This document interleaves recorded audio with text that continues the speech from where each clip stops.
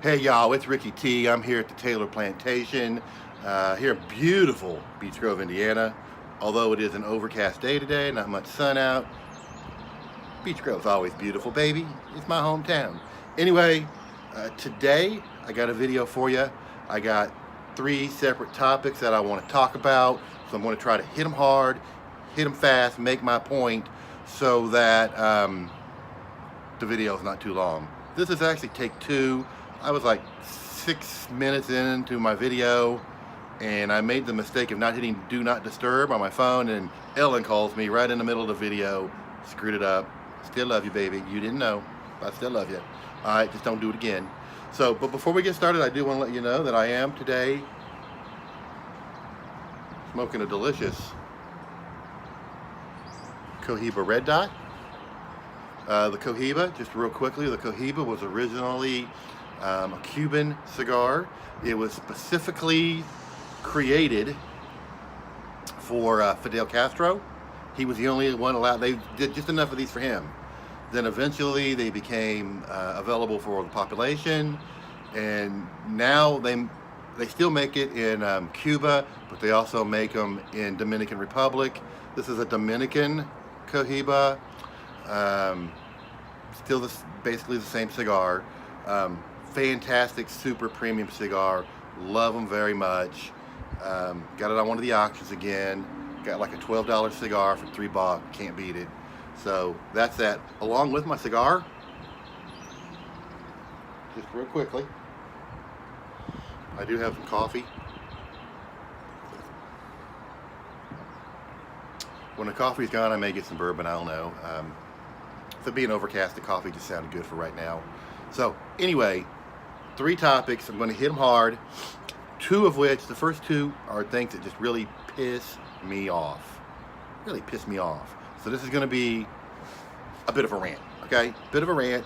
I'll try to make it quick. So I think Ellen's getting ready to roll out. So if you hear a little background noise, just ignore it. So here's the deal. So I'm reading this article earlier this week, and Eric Holder, y'all know Eric Holder. Eric Holder was previously the Attorney General of the United States of America under Barack Hussein Obama. He was one of two Attorney Generals, him, and then we had Loretta Lynch. They were both corrupt, by the way. Eric Holder, you will remember, was the guy famous for Fast and Furious, where he was running guns to the Mexican government. The Mexican government then sold them to MS-13 gang, who then came into this country illegally and then used them to kill our own American citizens. That's the Eric Holder that I'm getting ready to talk about. Alright? Pisses me off. Alright, that's not what I'm talking about. I'm just letting you know who I'm talking about. That's another video. Alright? So, I'm reading this article, and Eric Holder is being interviewed by somebody who I wasn't really paying attention to who was interviewing him, but they was interviewing him. And one of the questions was, what do you think about President Trump's slogan, "Make America Great Again"? And Eric Holder, former Attorney General of the United States in the President's cabinet under Obama, you know, he said, you know what Holder said when they asked him about the slogan, "Make America Great Again"? He says, "When was America great?" I'm like, what? Huh? When was America great? You serious? You joking? You gotta be joking. Or you just being political. Piss me off. We are the greatest country in the history of the world. We've done more good for this world in our little bitty pinky finger than the rest of the world has ever done combined total in the history of the world. Alright? That's what I'm telling you, because it's true. You ask when was America great, it is ridiculous, it is obscene, it is, I don't even know, pick an adjective, crazy that I would have to address this. But since you asked, I'm going to give you just a couple examples. I'll be talking all day long if I told you all the reasons when and why America was great. So I'm going to give you quickly a few reasons when America was great. Y'all ready? Here we go. When a ragtag bunch of farmers kicked the ass of the greatest military power in the history of the world at the time to win our independence. During the Revolution, America was pretty freaking great. When certain Americans decided that they had had enough and that they had to do something and go to war against its own people because they believed that all men are created equal by our Creator, and went to war to free the slaves, that the Democrats was the slave owners, and our first great Republican president, Abraham Lincoln, and millions, thousands of Americans went to war. Thousands of Americans died to do the right thing so that all Americans could be considered created equal and living free to pursue life, liberty, and happiness. America was pretty freaking great. You got it? You got it, Eric? All right, now, World War II, 1940s, when my grandfather's generation, and he was in World War II, and he was a great American. Love him, miss him. When America defeated Nazism, fascism, and the Japanese all at the same freaking time, America was pretty freaking great, Mr. Eric Holder. America was pretty freaking great. I'm gonna keep going. 1969, the year yours truly was born, the year of love. When the United States of America put a man on the moon, we was pretty freaking great. That was pretty freaking great. We were great. In the 1980s, when the Berlin Wall came tumbling down, communism, worldwide communism ended, and the Cold War ended without one single shot being shot, America was pretty freaking great. It was, and it still is. All right, I could go on. I made a little list over here. I'm gonna leave it at that. Those are that was pretty freaking great. I also wanted to say one more thing.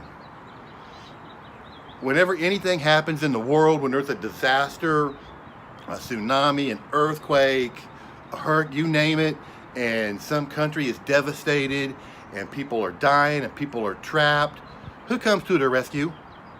Who comes to their rescue? You know who comes to their rescue? America. America comes and saves their ass, because that's what we do, because we're freaking great. And Americans, the American people, you, me, us, Americans, we give more in charity on any given year than the rest of the world combined. So don't be giving me no, when was America great? You could just kiss my ass and go to Canada, you asshole. That's when America was great, and it still is, and it's getting greater. All right, I'm a little pissed off about that. So I had to get that off my chest. All right, now, number 2. This one is not as important. That one was kind of important. I mean, we're talking about an Attorney General of the United States saying some stupid stuff like that. I apologize. You probably never heard me curse on a video. I'm pissed off today. You might hear some cursing, so I'm apologizing now. All right. Second thing that pissed me off, and this is just something, it's not important, but it pissed me off, so I'm going to talk about it. So I'm on Facebook. I'm just flipping up, just killing time one day, like Tuesday or Wednesday. I don't remember when it was. And so there's this fan page that I follow called Tasty.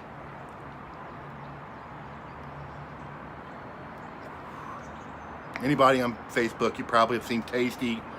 It's a fan page. It's like a food fan page where they do like recipe videos. And I've got some recipes off of there that we've made really good. So it's a good page.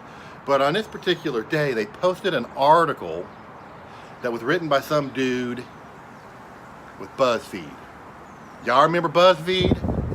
BuzzFeed, who they call themselves journalists, but as a media source, they're swimming on the bottom of the portalet of journalism. They're the lowest turd in all of journalism. When even CNN and MSNBC, the creators of fake news, would not report the fake dossier, you know, the fake dossier that started this whole delusion thing that we now know was a bunch of BS. BuzzFeed is the one who put it out there. That's how not credible they are. So this dude is a writer for fake news BuzzFeed. And he says, I'm going to put the cigar down for a minute because here's what we're going to do. I'm going to take a drink of coffee because we're getting ready to talk about coffee. This is cheap coffee, but it's still delicious. All right, BuzzFeed. This dude says coffee tastes terrible. And anybody who disagrees is just wrong. If you think coffee tastes good, then you've just been tricked or something. I don't know. If you think coffee tastes good, you're just wrong. Well, guess what, asshole?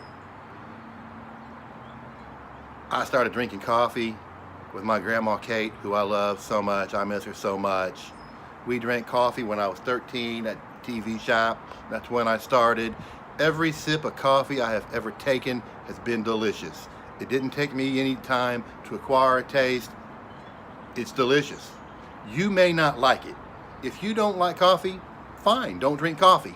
But don't say anybody who says coffee tastes good is just wrong. And there's something wrong with them, and their taste buds are messed up, or they've been tricked, or something. Okay? This is the millennial generation coming to you. They think that they are the only ones that are right. They think whatever they want, they need it now. Everybody's got to stop what they're doing to accommodate them, and everything has to be given to them and not earned.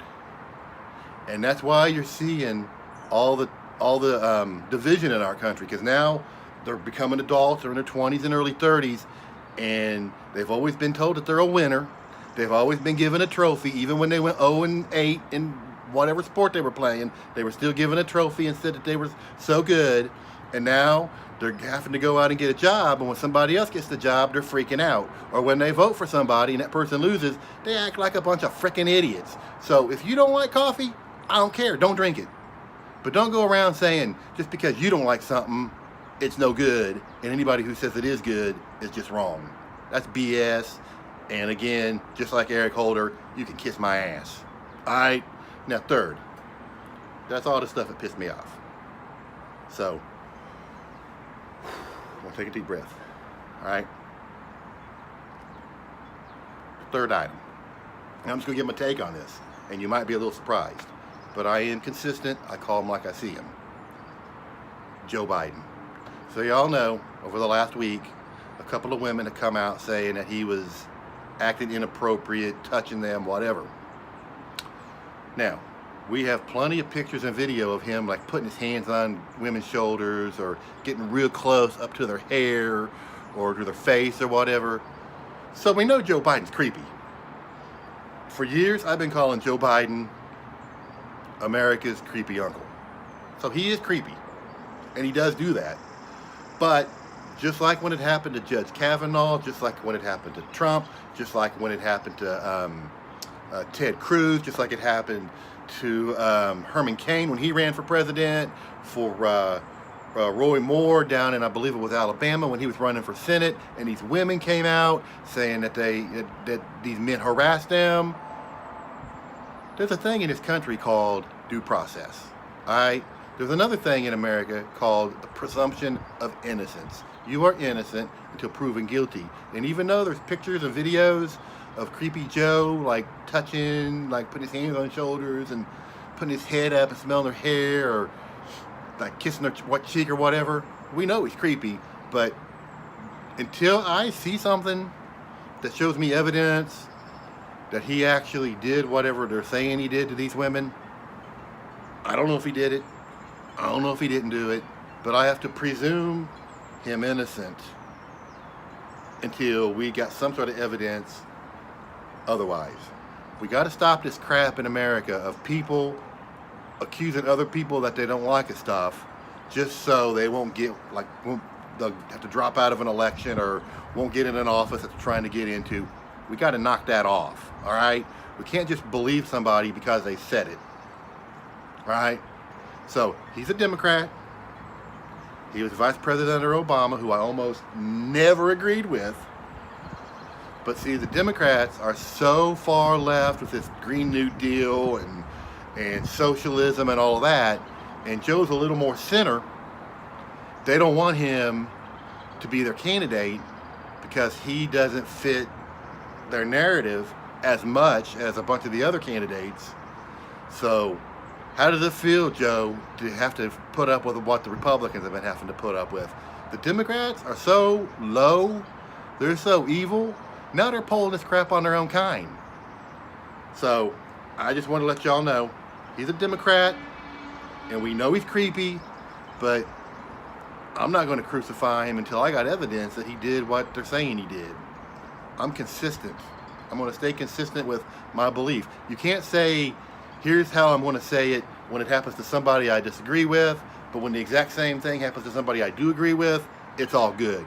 That's what the Democrats do. You can't do that. That's not, I mean, people can see through it. So guys, that's it. I told you when America was great and how and when, and it still is, and it's getting greater. Look, I like coffee. Don't say it's no good just because you don't like it or anything else. All right? Doesn't matter. We all got our thing. You like what you like. I like what I like. Live and let live unless you're hurting somebody or breaking a law. All right? And then Joe Biden, like I said, it's what I said when it happened to the Republicans, and that is we need the evidence, the presumption of innocence. That's pretty much where I stand on it. That's what I got for you. Feel free to comment if you agree or disagree on any of these, if you got any other input. But I'm just bringing it, baby. I'm bringing it to you the way Ricky T sees it. Until next time, y'all know I love you. And as always, God bless America.